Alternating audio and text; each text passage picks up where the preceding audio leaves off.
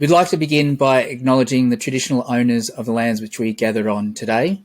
For me, it's the Burrong people of the Kulin Nations. In Mianjin on Yagara and Turrbal country. Mianjin, and I would like to pay my respects to the Yagara and Turrbal people. The Wurundjeri people of the Kulin Nation. Nam, and we'd like to pay our respects to the Wurundjeri and Woiwurrung people of the East Kulin Nation. From the country of the Butchulla people, and I'd like to pay my respects to elders past and present. Hi, my name's Ravi Chand. I'm the writer, director, producer of Namaste Yoga. Hi, I'm Mary DeWong. I'm one of the writers and producers of Viv Silly Mango. Hi, I'm Ray Choi, and I'm one of the writers and producers of Viv Silly Mango. Hi, I'm Rachel Maxine Anderson, and I'm the director of Viv Silly Mango. Hey, I'm Lara Kessa, and I'm the writer-director of Yas Queens. Hi, my name is William Dwan, and I'm the producer of Yas Queens. Hi, I'm Takumbudzi, and I'm the writer, director, and producer on Guguna Gugu. Namaste Yoga is about a 10-year-old boy called Shiv who's ashamed of being Indian, and when he gets into a fight at school, the only way for him to avoid suspension is by doing mandatory lunchtime yoga classes.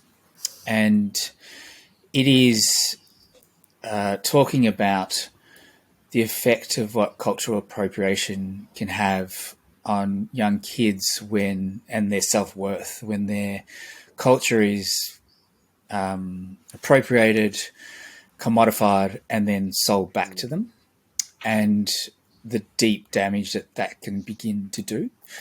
And I guess for me, it was, I have, as I was making this story, the two lead characters are twins, and they're both two sides of my personality. So Shiv, who is a lot more quieter, just wants to blend in, just wants to be a part of being an Australian kid, just wants to have a normal life, and is feeling like his culture is what's stopping him from doing that. So he's hiding and ostracizing as much of that as well.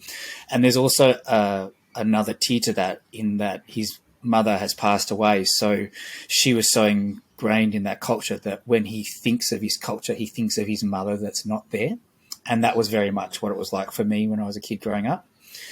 Then there's the other side, Carly, who's his twin sister, and she's so damn fierce. She will, before your insult has left your mouth, she's in your face already. And that's what it was like. That was what it was like for me, because I went halfway through high school into a private school, and that was like for me, that so many racist comments, and I'd get triggered by them, and I'd get really angry, and I'd get into a lot of fights, until I realized what was happening was they were triggering me because they found it funny that I was being triggered. So it became a game to actually trigger me. So and when that's happened, like, you get home and you're exhausted. Like you're just fighting all the time. You're on all the time, and it's exhausting. And I guess the other side to that in this story, which is kind of sits there as well, is that there's this part of our community where they are so much about, they don't, our young, older generations didn't understand that we had to assimilate to survive. It's a survival technique that we had to do. Yeah. So when I came home, I'd get like berated for being too white. I get berated because I was a sellout to my culture. So that kind of trauma built in over the years till when I got to adult, when I realized I'm always trying to improve myself. I'm always never good enough. I'm always trying to be better. I'm this perfectionist. No matter what I've done, I'm always trying to do something better. So Namaste Yoga is saying to our kids at an early age that they're enough. They don't need to change. They're enough. We accept them for who they are, whatever they choose to be. And their culture is their strength. And as long as they understand the struggles of their ancestors and don't wear it as a costume, walk forward with that proudly. And so that's what Namaste Yoga is about. Beautiful. Yeah. So beautiful. So stunning. Yeah. And it's such a beautiful film. We're going to do the sun salutation. It's Surya Namaskar, miss. Yes, very good, Carly. We'll start with the upward salute. So stretch your arms up, leaning backwards, and... Hasta Uttanasana. It's called Hasta Uttanasana. Let's give it a go, Shiv. This is stupid. You prefer the suspension? I miss. Om Mitraya Namaha. Stay with me, Shiv. Now let's try leaning backwards. What are you saying? You're supposed to say the mantras to honor the sun deity at the same time. Oh, okay. How do you know this? My dad. That's it. Now keep leaning backwards and you hold it and I'm going to take my hand away. Om Mitraya Namaha. Okay, now you two are skating on thin ice. Oh, dear, you okay, Shiv? No wonder you're struggling. You've got to work on those teeny tiny muscles, young man.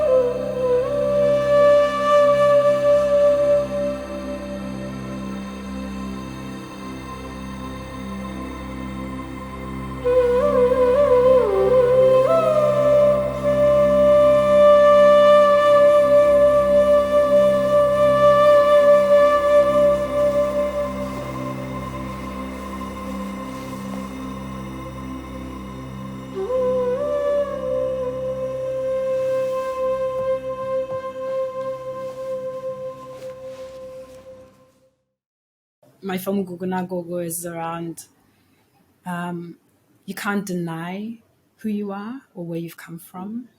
And my story is about a 12-year-old Zimbabwean girl who is in Australia, but due to family estrangement, she has to write letters to her gogo, her grandmother in Zimbabwe, and she posts them via the moon.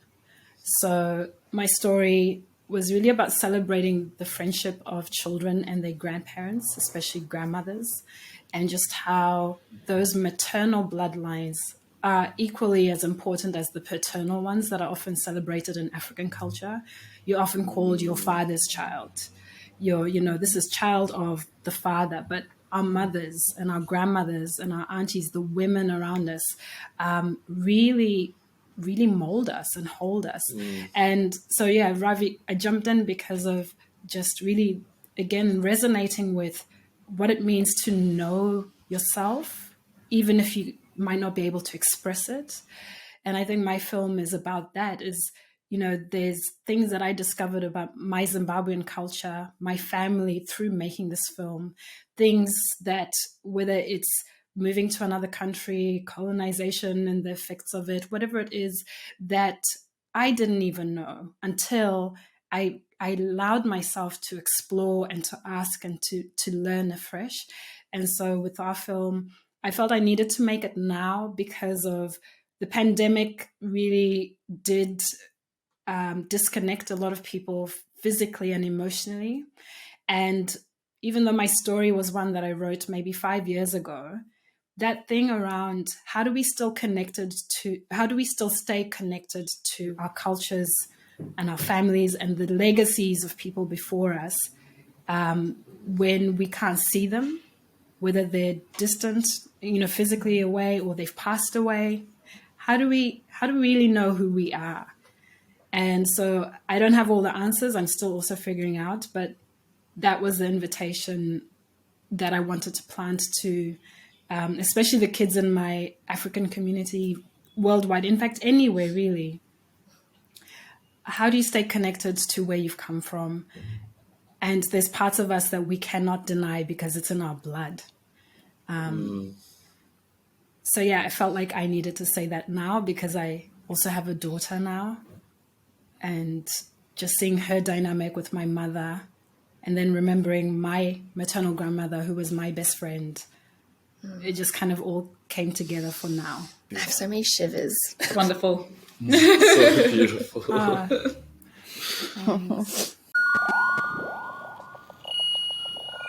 Dear Gogo, Mama's still denying me my human rights. What did you do to make her so mean?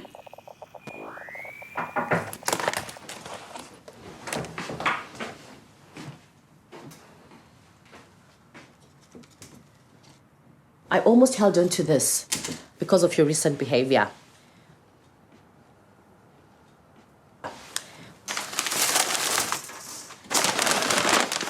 You got me a telescope! Oh my gosh, Mama, you're the best!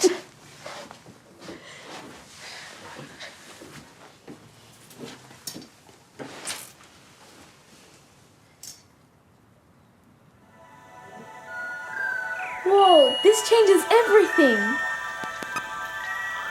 Chumboya Mapo, Usatuada Karisa. You get your front row ticket to your lunar eclipse on one condition. But don't you miss her? That's beside the point. I'll explain everything one day when I'm ready. Until then, respect my wish. Deal? Deal.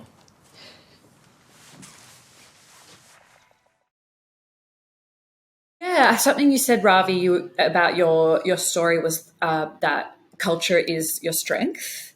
And I think that my film, Yaz Queens, is also about a similar thing.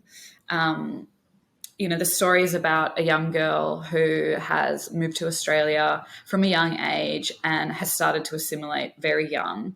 And her father has stayed back in Turkey, and it's about their reunion, coming together after a number of years, and all of her culture coming back to her. And I think a lot of my stories are often about this feeling of being between two cultures and two identities. And maybe there's these fighting feelings of like pride and shame.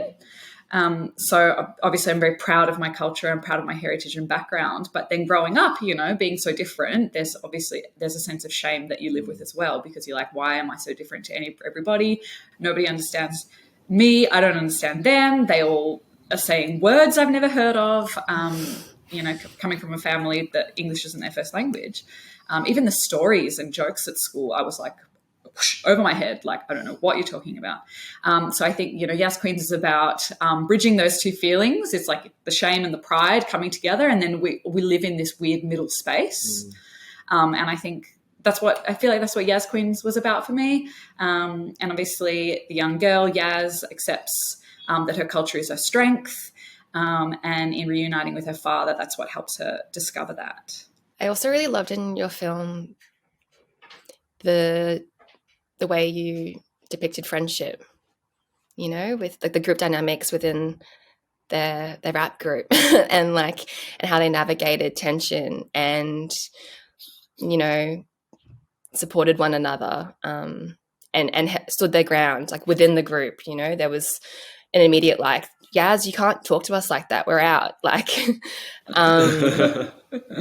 And I love that fierceness, and that sense of, but at the same time, that forgiveness that comes in through at the end, when they gather around the table and they're like, okay, here we are to have that hard conversation, which people so often shirk. So it was really just amazing to see that on screen, and hopefully young people see that and they're like, yeah, we can have those hard conversations because it'll be better when we get to the other side. I also loved the celebration of your food.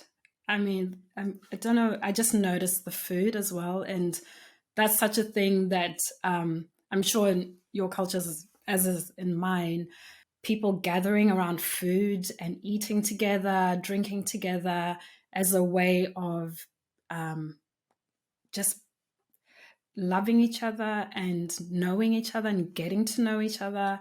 And through the visuals that you had, there was something about like, I really just wanted to taste more of what you were offering, not just the food, but just to like really like, there was just so much to be curious about. And I think that's such a beautiful gift to give to the kids afresh as well, that, you know, with all our films, you're allowed to ask questions, you're allowed to explore beyond what you know as well, but it's all grounded in respect and curiosity and excitement and love, rather than, oh, that looks weird or that's too different, which is what a lot of us were saying we're so used to. So even just making those choices to show food was really just such a, really intentional thing that I resonated with. And I wonder if I'm more comfortable to do that now that I'm older, because all of these things are a source of joy for me now. And I wanted to share that. And it's always been a fantasy of mine to make like a Turkish food sequence. So like, yes, I got to do it. It made me so hungry. Or everyone got to eat that food on set. It was so good. Beautiful. Lara's mom made it all. I wanted to add that like I've had a really fortunate experience with community growing up. I felt like the community, my Turkish community, was really welcoming. I felt really safe there, and I felt really connected to everyone within it. And I don't think, that's not necessarily an experience that everyone has. But I feel really grateful that I had that, and I wanted to make this film like as a thank you back to the community that made me feel so happy growing up. And so I wanted to normalize that as well on screen for other children, to be like, yeah, maybe all of your friends are going home to like an empty house, nobody's there, but it's okay for you to go home, and there's like lots of like loud, passionate talking, and you're never alone. Everything is shared. I wanted to help celebrate that for other young kids who might be feeling like, oh, this is so different to what everyone else's home life is like. So yeah, my film, I was hoping for it to be like a celebration. Yeah, I definitely felt that. I think one of my favorite moments, just kind of between Lara and Taku, was when Yaz's friend was like so excited when she was like, is this Turkish lemonade? And Yaz is just like, that look in her face, like of just like complete like feeling seen. And it's like, it's so subtle, but I just so felt it, like she felt so seen and felt like, I mean, it's kind of similar. It's kind of the flip side in a way, emotionally, I think, to that moment in your film, Ravi, around like, it's cool when someone else dresses up like that, but why not me?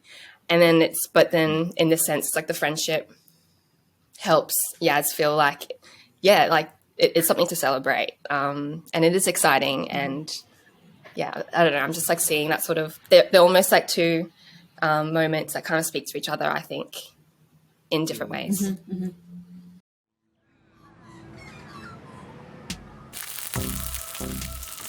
Anne, Efendim canım. where's my crunchy loops? No crunchy loops today. We're having Turkish breakfast for your father this morning. Ne oldu bakalım? O minik burnunu yerim ben senin. Anne, Efendim canım. is Dad going to take us back to Turkey? This is our home now, kızım. Your father will see that and understand, okay? But what if he doesn't? Yasemin, please help me make him feel welcome here, okay? And turn that music off, hadi. Of of of of, süper be. Aynı evdeki gibi. Günaydın. Uçaktaki yemekler neydi öyle be? İğrenç.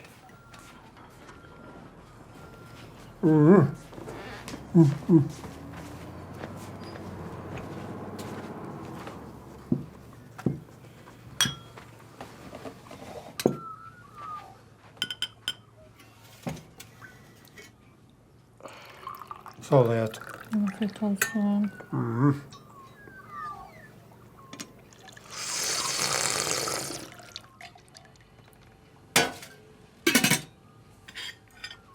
Bu akşam okuldan sonra baban seninle biraz vakit geçirmek istiyor. Güzel olur değil mi kızım? We've got rehearsals. Ne diyor bu Sevgi? Alışverişe gidersiniz beraber. What? No, I can't, Mum. Amaya and Ayisa... Kızım, Türkçe konuşsanıza ya, ben de anlayayım.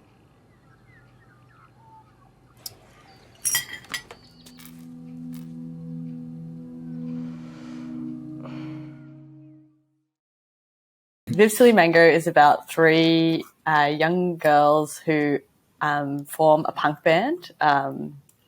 They're all very different. And so it's about their friendship, but also the ways that they all navigate their own identities as young Asian people in this country and try and find their voice. Yeah, just thinking back to when we started working on the story for Viv Silly Mango, when Mary and I came together, we were just talking a lot about growing up in Australia and so-called Australia. And I guess the fact that, you know, Mary's Vietnamese and I'm Chinese, but there's so much shared collective sort of mutually held lived experience within that. And so I think we wanted to make a film about bringing that together within the zone of two best friends and what happens when that long-standing friendship gets disrupted and how you go through, like, how do you move through that to honor that friendship and honor the changes within yourself which happen within friendship. And Viv goes through, I guess, a journey of learning to speak her truth to her best friend through, I suppose, seeing Nikki and really, I don't know, yeah, Nikki inspires her to live that out and be proud of it. I mean, I think what I love about this story and about our cast as well is there are so many weird parallels. Like, there are these three characters. There's also the three of us, Mary, Ray, and myself. I feel like I'm Esther, by the way. And then, like, you know, Mary identifies with Viv, and then Ray is Nikki. But I think that... I mean, I actually don't think I'm as cool as Nikki, but... I mean, you play the drums, you have a similar haircut, but also, like, Isara, who plays Nikki, is just, like, loves you. Anyway, but I always saw this as a bit of a, like, love letter to our younger selves. Like, it always read that way. And when we met our cast, and when I started working with Harmy, who plays Viv, it was so interesting because, you know, we'd say, what kind of music do you listen to? And she'd be like, oh, I don't know. And she was quite quiet and quite reserved. And in so many ways, she was like Viv. And Isara, who plays Nikki, she came along and it just felt like such a spanner in the works to receive her self-tape, you know. She was Nikki and she plays herself essentially in the film. And somebody like Ainsley, who plays Esther, she, in rehearsal, she'd be like, yeah, it does say that. Didn't you read it in the script? Like, she's was always so plugged in and so studious, and it was just like we felt so blessed with them in that way. They were so connected to their characters automatically. But it was interesting with Harmy, who plays Viv, in rehearsals. I noticed that reserved, quiet side of her, and yeah, it became about drawing something out. And you know, I've always seen Viv as, yes, she's quiet, but maybe it's because of she's afraid of what she wants to say. And I always believe that if somebody's quiet, what are you afraid of saying? What is it that you really want to yell from the rooftops, but you're not ready yet, you know? And with Harmy, I had identified Vivian versus Viv. So Vivian was quiet. She walked a certain way. She maybe looked down when she talked. And then Viv raised her chin. She talked from her tummy.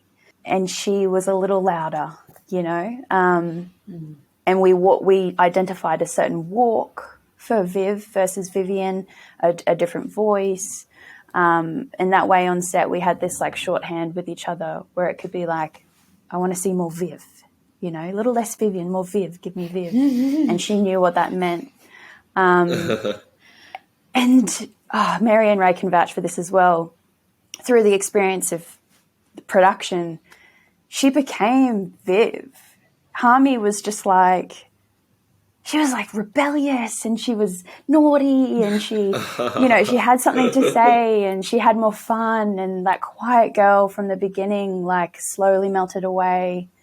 And it was so awesome to see that transformation. And I think that her, you know, cast members in Ainsley and Isara really, it goes back to belonging, right? Like they felt safe with each other and they were having fun with each other and they were all a part of this experience together. It was all their first film together.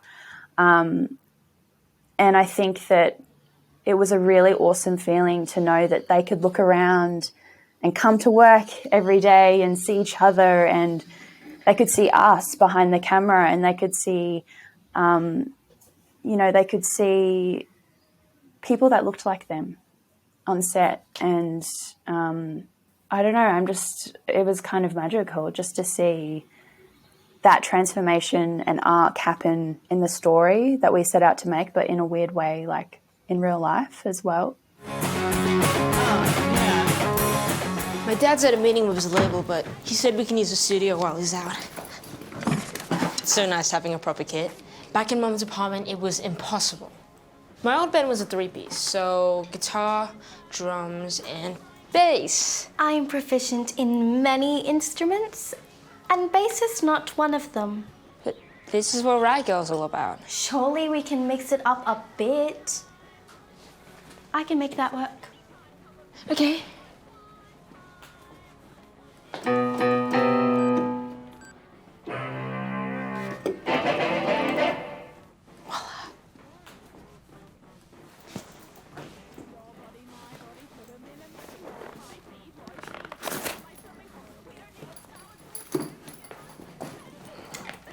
I can't play this. Once you get the basics, it's pretty simple. Here, I'll show you some power chords. So, put one figure here, one there, and one there. All right, try that. That was definitely sound. Just, if you hold that shape and move it across the fretboard, you'll get the hang of it. Listen, the best thing about being punk is that you can totally suck, but you'll still rock. Okay. You got this.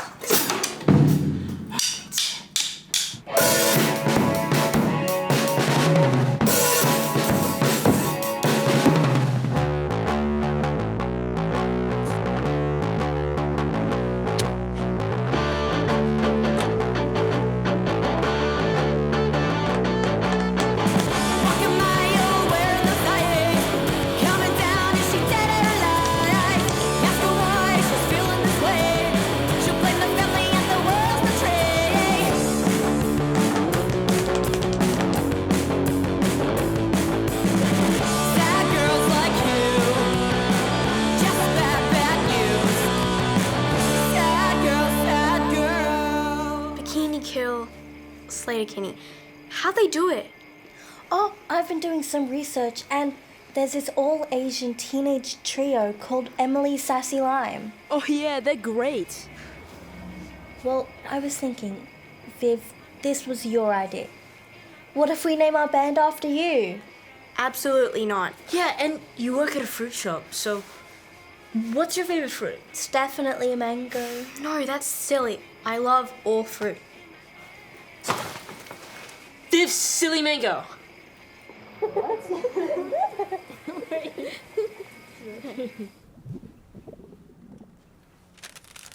Hey, how's Melbourne going? What's the new drummer like? I saw you guys had a gig. How's everything going? I actually wrote a new song. I'd love to hear what you guys think. Are you guys ignoring me? Hey, Nikki. Hey, we're here and we bought snacks. And look what Mum made us. Amazing, huh? I've got an idea.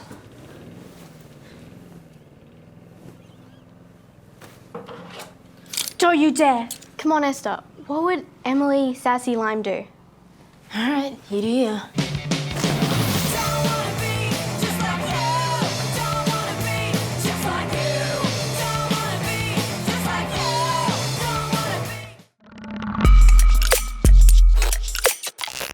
Community is like a hard thing to define because for me it just like is my life. I was raised in community like from a baby. My parents are Turkish immigrants, so I grew up in the laps of many Turkish aunties and uncles and cousins. Like it's just community to me is just like life. I don't know anything different. It's about family and growing up around like a shared set of ideals and people who all come from like a similar background, who've had similar experiences. And I feel like you can have lots of different types of communities. I'm building on a new one right now that's like maybe the most exciting thing to have happened to me in my adult life. And I feel really lucky to be a part of all the communities I'm in. And I think as a working filmmaker, everything I do, and it is probably completely subconscious, is from a place of wanting to create that feeling over and over again of being connected to a community. And I think all my stories are deeply rooted in those ideas and feelings I've had growing up. Yeah. Do you mind Could you sharing, see all of us just like nodding our heads?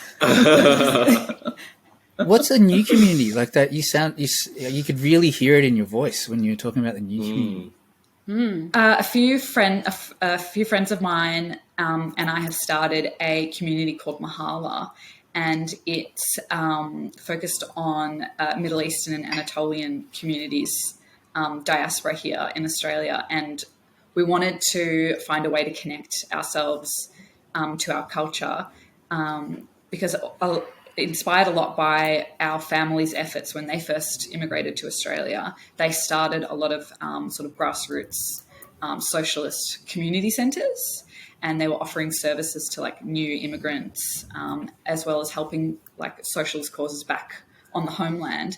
And so that's the community I grew up in. And there's a lot of different, we call them dernecs. They're Turkish word for like communities organisations.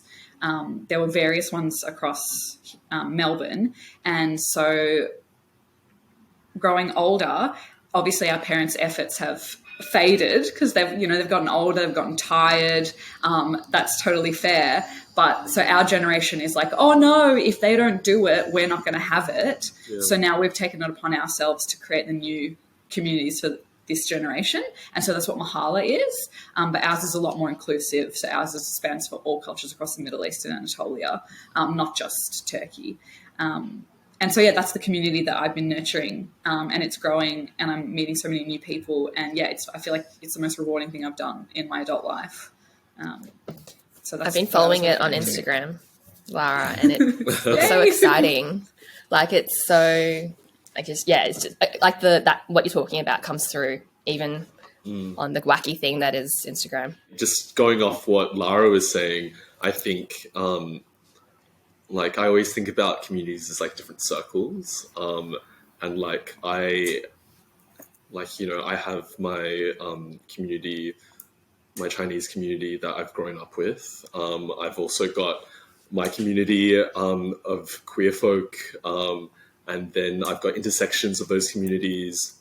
I also have communities that exist outside of kind of identity in terms of my community of filmmakers and emerging filmmakers, so it's really nice to, for me to think about community in that kind of way, and how they sometimes intersect and collide, or sometimes they exist like outside of each other as well.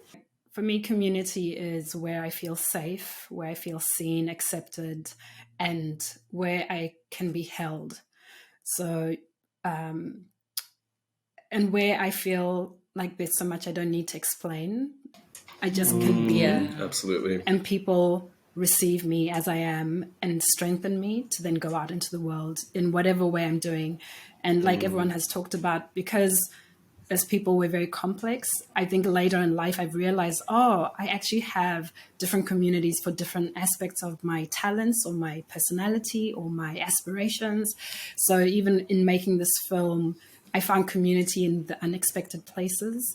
So people, for example, like my mentors who are experienced filmmakers who understood what I was going through and were community, but in a different way that I didn't expect, because maybe they didn't come from my cultural community, if that makes sense. So I think community is where you can go and be yourself and be safe. Yeah, absolutely. And when you said a place to feel understood, that really hit home. Yeah, it's true. It's like it feels effortless. Everyone's on the same page. I think community for me is what everyone has talked about here so far, and you've all encapsulated so beautifully. I think, visually, circles comes up for me as well, and also this idea of layers within myself, and then the idea of it also being unexpected, where you find those communities, really resonates with me. I think community is a place where you can go and be supported, because we need it. I think it's an idea that we can do things on our own, but we're stronger when we do it together. And when you can find people to support you through that you trust and know have your back and are always in your corner, because sometimes we don't know our own limits, and it's just beautiful to have people that you can trust in that way. So I think community is that for me. Yeah, I think the idea of community must run really deep for me, because I'm hearing you guys talk. I don't know, I'm getting emotional already. I think... Sorry, guys. It's okay.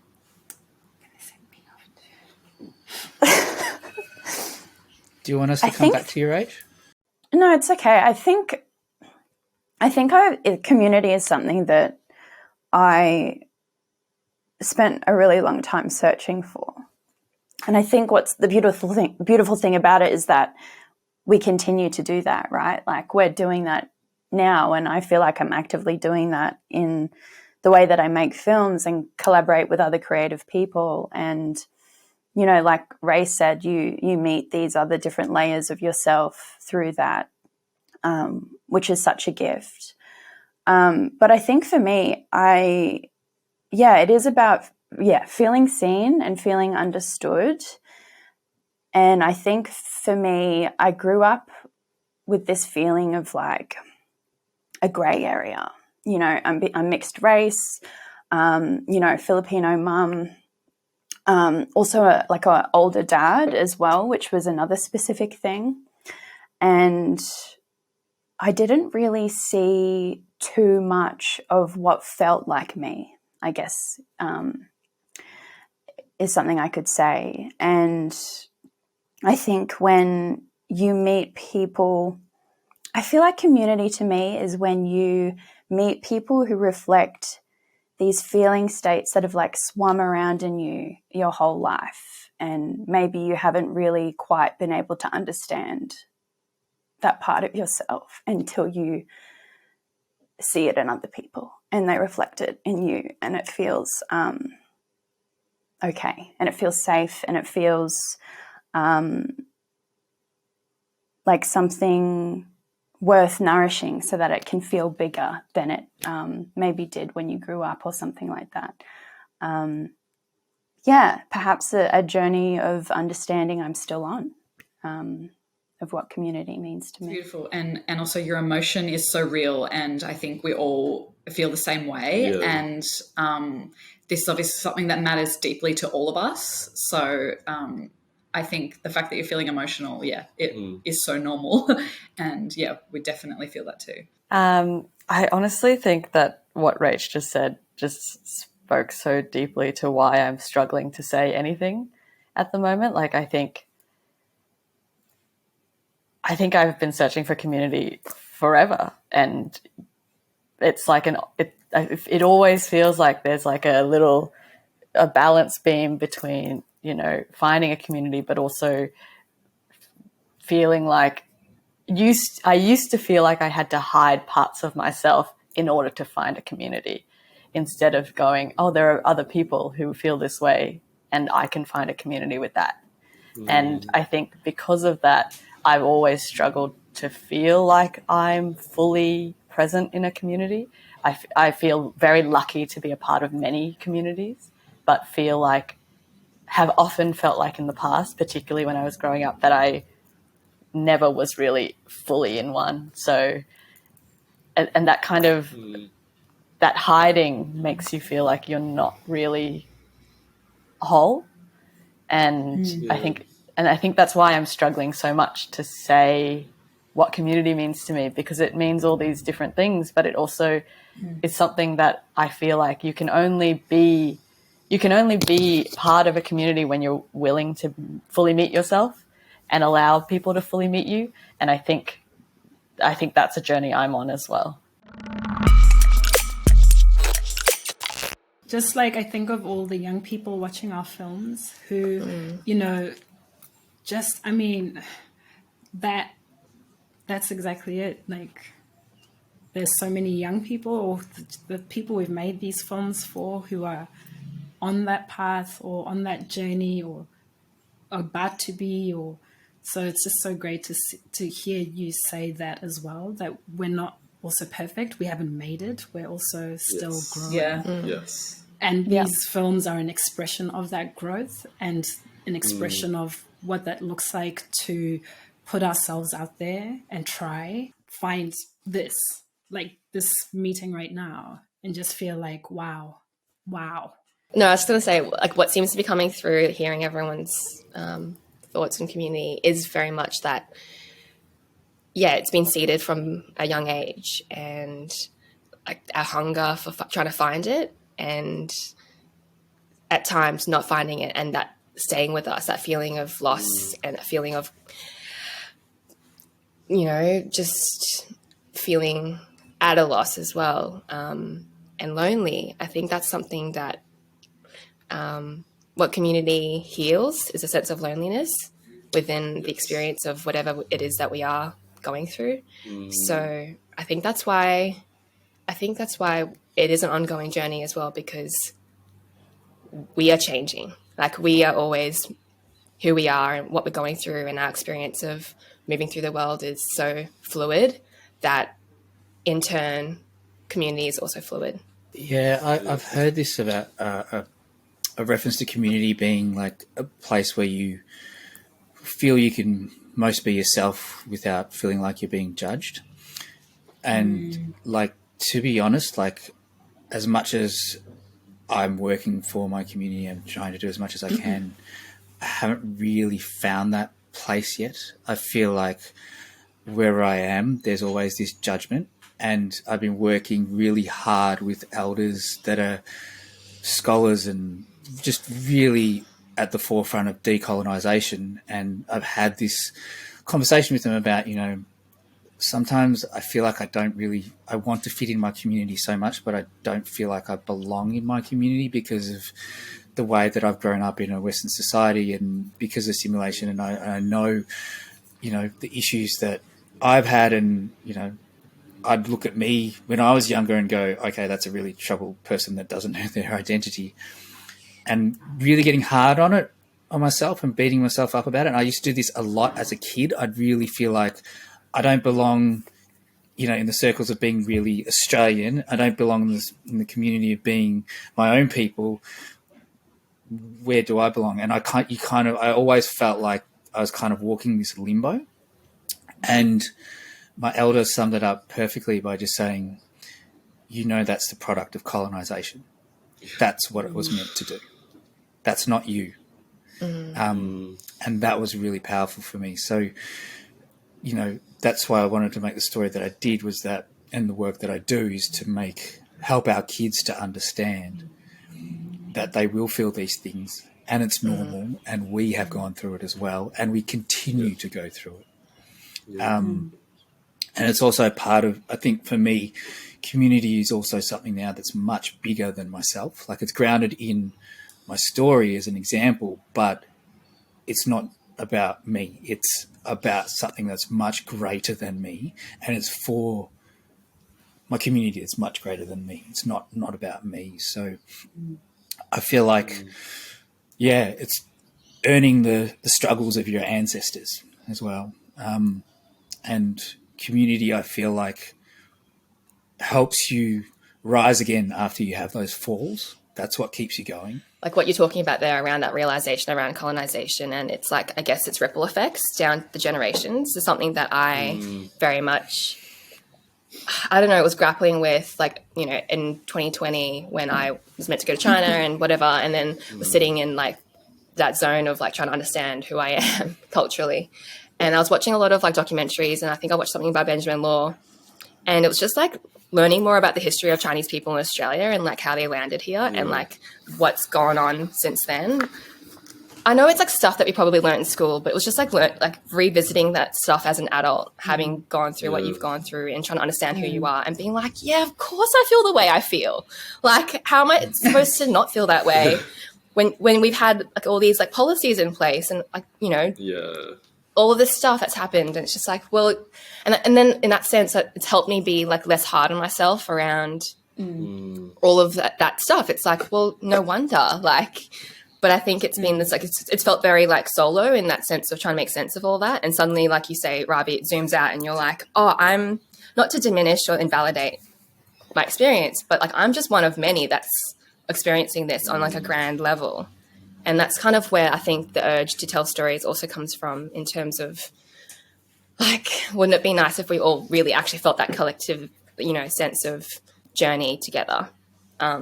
Because that's what is actually happening in our silos. But we just need to remember that we, as different as we all are, we're also more united than we think. Yeah, I feel like exactly that. Like, in this group, in this collective, like, is probably one of the places where I've felt myself the most, because I guess of everything that you were just saying. Like, it's that unspoken word, and then the unspoken lived experience that we all connect with and understand of each other. It's not having to explain why some little things can be problematic. And so I just felt that this collective has just been one of the most amazing collectives I've been a part of, It's so wonderful. And I feel like we came together so late, like right towards the end. And I think that if I could change anything about this experience, and I know that's a question later on our list, if I could change anything about this experience, it would be that I wish we had connected sooner in the process. I understand why it happened the way it did. We were just so overwhelmed. We had really big, ambitious projects to complete. But I'm glad at least better late than never. Here we are. Yes. And I still feel like I still needed this connection, even though it's really late in the process, because the marketing and sort of sharing stage of our films is also quite ambitious and difficult. And I feel at least I have that support from you all now. So love yous. It was really interesting though, like watching through everybody's films. I was just so like flawed, obviously, but also I was like, oh, I'd really love to read these scripts. We didn't share our scripts with each other, and it just seemed like we could have done that and started this process a lot earlier. Yeah. I feel like we could have helped we could have shared and pulled everything together. Like, And even in our stories, like, I watch all your stories and I resonate with the same things that happened to me as a kid, the same things that I went through with family, or just that wanting to belong and being scared of so many things as a kid. And you just, that's what struck me the most, was that I resonated just as much with all of your stories as I did with mine. Like I could really see where you were coming from with your stories. And I think, we talk about why we told these stories now, watching all of them as well. I sensed a quiet, beautiful urgency to now show these children. And there was something that felt confident and powerful about seeing the kids in your story, Ravi, the kids in yours, Mary and Ray and Rachel, and the family in yours, Lara and Will. There was something that felt like these kids are here. I can't explain it, but there was something that felt so like everything has happened for now, for now. And these kids were always there, but now they're here to be seen and to be heard, and they're beautiful, and there's no apology for that beauty as well. And I think watching your films helped me reaffirm that confidence in myself as a filmmaker, but also then for the children that I'm representing. So yeah, thank you for that as well. It was just so nice to see that reflection back, I am actually part of this cohort who are saying this about their own kids. So I'm saying the same. And I really hope, in fact, I know the kids who are going to watch all our films, something. And it's not, and you know what? We talk about the marketing side of things, or how we're going to share these far and wide. I think for me, my focus was always to go deep with these children or anyone watching our films. And I can hear that when I watch yours. Those seeds we've planted are going to go deep. I really believe that. Absolutely. And I think when you spoke about, these kids are here, they've always been here. That we're proof of that. We were those kids. We're those kids, yeah. Yeah. And some of those words, Taku, you were just saying around, they're here. I then hear the lyrics in one of our songs in Viv Mango, which go I'm here and I'm staying. And, so many times in the last 2 years with this project have I just felt like art is mimicking my life experience, but also informing it. And I feel like I'm taking lessons from the story that we've shaped all the time around friendship and self-confidence and self-empowerment. Sometimes I'll be feeling what I'm feeling and I'll just be like, but Nikki said, I got this, What would Nikki do?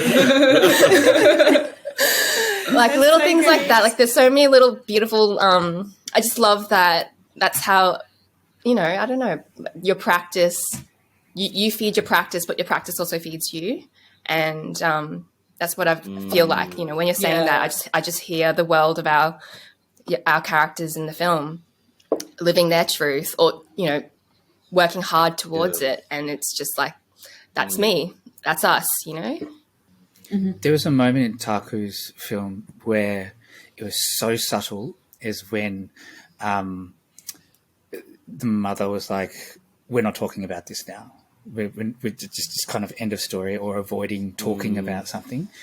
And that's what I wanted to know so much more. I wanted to know things about, my mother, all that sort of stuff, but it was always just kind of pushed under the rug kind of thing, because there's trauma that sits there. I understand now that there's trauma that sits there, but as a little kid, no one really understands that that's going to affect you as well, and you carry that. So that tiny little moment where that happened was the little kid in me was like, that was me. That happened to me. Yeah. I think you just touched on something really incredible, Ravi, in that, building on Taku's film and what you just said, when you're a kid, if things aren't explained to you, you make up stories in your head about it. And I think all of our stories speak to that. you run with it because that's all you know and no one's telling you otherwise. And so when someone does tell you otherwise, or when someone does go, oh, yeah, it's okay. And I think that's what these films are going to do for people. And that's what I hope they'll do for people, that, you know, young kids will watch this and go, oh, it's okay to feel the way I feel, or it's okay to, you know, we have a line, it's okay to like what you like. And, you know, I wish someone had told me that when I was a kid. Yeah. Yeah. And I love that what was Viv's best friend's name again? Esther. It's so great. Esther is such a good friend. Like Esther makes. I hope people watch your film, and for any child who's in a similar scenario, I hope that Esther is like, you know, your friend. Don't be so afraid. They might be really understanding, and if they're a true friend, they're going to be there for you. They're going to listen to you. Yeah. I loved that story with Esther. I think one of my favorite things in the film is that moment when Esther says to her, thank you for giving me a chance to try to understand, you know, because I think so often in friendships, people do hide themselves out of fear, out of very valid, you know, feelings around, what if I put myself out there and the person that I love and the person who I want to see me doesn't? But I think it's a step in bravery and trust, absolutely. And sometimes we're not ready to do that. But I just love that, you know, Esther and Viv like, together, they get to that point. Just in a lot of the early conversations we were having, we were going back to our, you know, to our young teenage selves and thinking about who we were back then, who we are now. And I think it was kind of an opportunity to honor those selves that we didn't fully get to be back then. I mean, that's what it was for me. Like, you know, I had wished I had been that brave. I had wished I'd formed a punk band and been able to, like, you know, put myself out there and show people more of who I was. So, you know, I think there's the undercurrent of it being a queer film as well. Like, I mean, it's not an undercurrent; it's very present. That feels very timely. Like, you know, that a big part of that is what makes it feel like we need to do this now, and to honor those children. I feel like the idea, like, we want to tell our stories, but the way that we're so used to having told them in the past, they're not compatible. So it's like it's not just the stories that matter, it's also like the way in which we tell them. And because filmmaking is such a rigid industry, it can be quite militaristic, and that's helpful to get things done, but it's not accessible. And like for lots of people who don't know that language, and talking about making films for our communities, like it's a very different language. And so bridging these two things is really challenging, but also really exciting. And I think that, we really need to dissect the process, and I think we need to tear it down and build it back up. And I don't know, does that spark a talking point for any of you? Oh, yes. Yeah.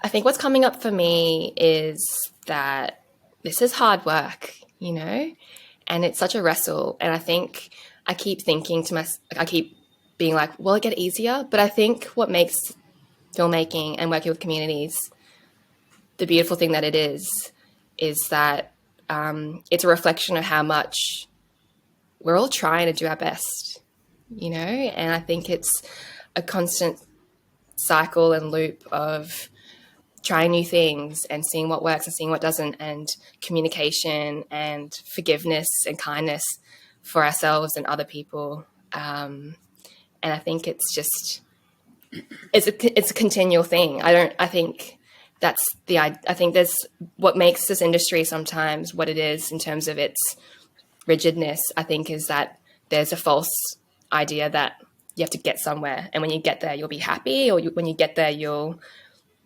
have made it. And I think the idea of making it is so absurd, and not the point. And I think to make it for me, it's just to keep making and trying through that. And for me, what I really loved about approaching collaboration with making Viv Silly Mango was coming at it with a sense of humility, because we are telling a story about young people. And while we all were young people at one point, I think we would be, it would be silly to think that we know what it's like to be a young person today. So for us, it was really important to speak to young people as part of our process in developing our story. So we met up with 3 different groups of students, focus groups that we ran, and asked them questions about how do they interact today? Like, how do they discover new music? How do they get to school? How do they navigate? And we did kind of try as much as possible with the groups to have people there who identify as being Asian. So how do they navigate that in-betweenness of being Asian Australian? And how do they navigate conflict and friendships, which comes up in our film? We knew we wanted to, and so it's really interesting hearing what they had to say about that. And I learned so much, and I was constantly reminded of how deep and rich their inner worlds are. So for me, like, this whole process of making the film has very much been a learning and a reminder to me of how young people know so much more than we give them credit for, and feel so much more than we give them credit for. And I think just even thinking about that now makes me feel like crying, because that's what I felt like when I was young. I felt so much, and I just felt like no one wanted to hold that space with me.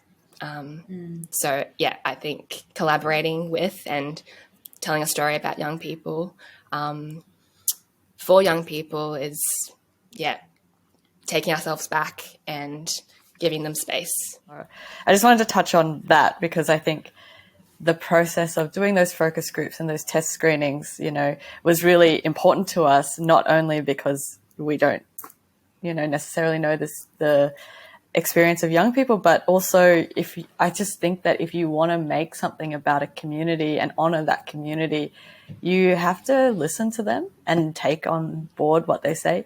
And I think there's this balance between the film that you want to make and the film that, honors these kids. And sometimes it's the same film, but as with anything, we'll write something and then be like, okay, well, this is how it is because we've written it this way. But then they'll say, oh, actually, I wouldn't say it like that. Or actually, this is, nobody talks like that. And it takes, as Ray said, the humility to go, okay, you know better than me, or okay, we're going to we're not going to be so rigid or hold on to what we wrote just because that's what we wrote. Letting it breathe, letting it be what it is, so that it can be the film we want it to be, rather than the film we wrote necessarily. It is still the film we wrote, obviously, and it still has, it's always got its heart. But I think being open to ideas from other people, when we met Izara, for example, we learnt that she could play guitar so well, and she wrote her own songs and she played it on set, and Rachel pitched to us that we write in one of her songs and have that performance. And so having that flexibility to be like, okay, we ditch what we had originally written so that we can honor this person and their talents and bring more of her to our character. I think it's made the film better. And that kind of openness, to collaborate with community and with, incredible individuals in our cast and crew, with our team, you've got to be open and you've got to listen. Yeah, I think that what's great about collaboration is being challenged. And if you're not willing to be challenged, I think you need to reassess your values about why you're making something.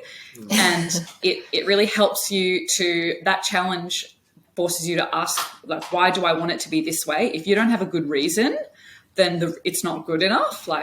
Those challenges are so good to grow and make the project better, because the people around you have better ideas all the time.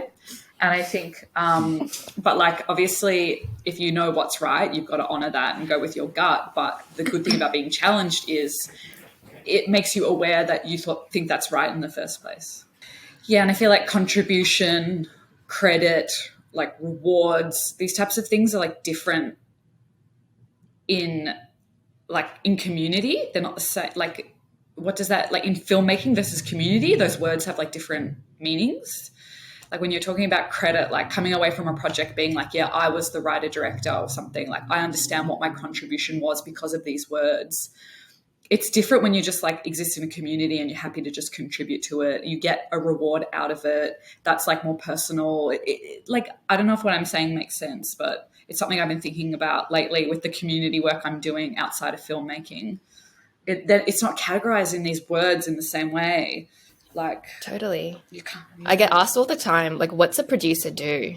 At least I feel like I've had multiple people recently ask me that. And I'm just like, that's a really good question, because like what it means to be a producer and what you do as a producer is so different for every individual, you know, and the way you approach it and the way you think about that responsibility and all of that. So it's just like, well, yeah. And that's something that the industry doesn't want to reveal itself in that way. They're just like, oh, you're a producer, and everyone just assumes that they know what that means. But really, there's just a lot between the lines that don't really get spoken about. The whole entire story structure of Namaste Yoga was told in a way of what yoga is supposed to be. So it's coming from a place of darkness and taking to your place of light. So when you see the film, you see that it starts off at a dark place. The kids are in a dark place. The family's in a dark place. It goes to much more color, starts coming in, and much more light starts coming in towards the end. And that's the whole progression of talking to what yoga is about and all the specific little things that are in there. It is so culturally nuanced that those that aren't from the community may not be able to see it, but they can later on learn about it and they will then see it. Those from the community will instantly understand the amount of work that went into it. So I feel like this whole conversation about diversity and having representation on screen and behind the camera hasn't moved in like the past 4 years. It's just been about representation, but there is so much more than that. If you want to be able to tell, if you want these stories to be told, then you've got to be able to understand that you're putting those cultural nuances and all that history and all that lived experience and all that trauma into a place that wasn't meant for us. 100%, wasn't yes. meant for our stories to be told, and the way that they were told were really harmful. So you're expecting us to come into that same structure and operate within that. And like Lara was saying before, it needs to be dismantled. It needs, if you really genuinely want to be able to tell these stories, what you say, oh, we'll just cut that, we can't do that now, we don't have time for that, it means nothing to you as a story. But for me, it has real implications to my community and the way that they will look at me and they will do future work with me. It is the trust that I build with them. I and all of us, because of the stories that we're making, have this responsibility on our shoulders of our communities, and we take that on because it's part of who we are. It's not a burden that we see. It is something we're helping our community come out of. So the repercussions for what we do and the pressure of what we're under is immense, but we still have to operate within a structure that just goes, takes shortcuts, likes to take shortcuts through everything. Yeah. That's not how culture works. And the last bit to it is, I feel like there's this conversation that needs to be had, and with our Kaleidoscope projects, we have this, but there is a conversation that needs to be had that if you are not from that community, you need to have somebody above the line that is from that community, a writer, director, producer, with the authority, with the power to make the changes to whatever needs to be done.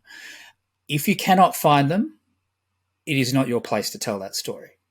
Absolutely. If those stories are being told, the last bit I want to look at is that power dynamic of who owns those stories. Does it go back to the community? The community and those creators have the ownership of that.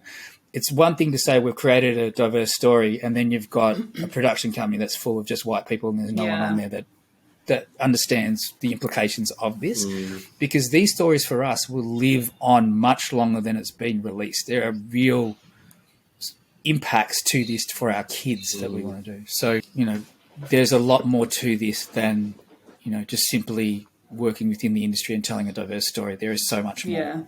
And I think the industry needs to understand that and catch up. Yes. Yeah, it's like this commodity over community. It's like the way we tell it, the outcome is more important than the process. I found, and I that's what it's just not compatible to tell these community stories in this old model. It's like we got to shoot the day, we got to shoot the call sheet. Oh, that detail, sorry, we don't have time for it. And it's what you're speaking to, Ravi. It's like that detail is really important. We need to honor that detail. It matters to community and the way we tell and process these stories. Yeah, and I guess from like a producer's perspective, like how moving forwards, looking into the future, like how do we restructure, dismantle, reimagine the system so that it is culturally safe, so that we are honoring these stories. I think I think there's such a legacy of harm and of hurt that is still ongoing. And, I've experienced it. I think a lot of us have experienced it. So, I think me and Lara have a lot of conversations around this topic in particular. And yeah, it's a really important thing to kind of to take forwards into our practices, I think. We keep talking about, I suppose, wanting to reimagine and reconfigure what filmmaking is in a landscape that we are all in. But, kind of coming back to what we've talked about so much as well, is we are the industry. Like, we are this group of people. We're it, we're part of it. And what we feel when we talk to one another, and that sense of solidarity and community that we have is something that is so beautiful, and I am so grateful for. And I think coming back to the circles that you mentioned, Will, around what community is, it's like, well, this is our circle, and let's just keep growing that. It's kind of what I would love to imagine that we do. Now that we all know each other, now that we're all connected, we can keep growing that circle. Yeah, it's wonderful. Yes, absolutely. Yes.